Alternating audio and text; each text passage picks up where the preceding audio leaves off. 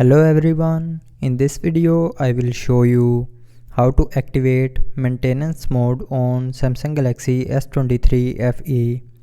So before starting the video, don't forget to subscribe the channel and also press the bell icon. So first of all, open settings.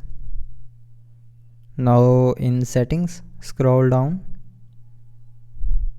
and here click on battery and device care.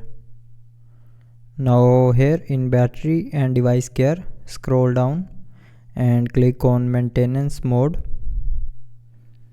and then to activate maintenance mode, click on turn on. Now here it will ask you to restart your mobile, and when you tap on restart, it will restart your mobile and activate the maintenance mode.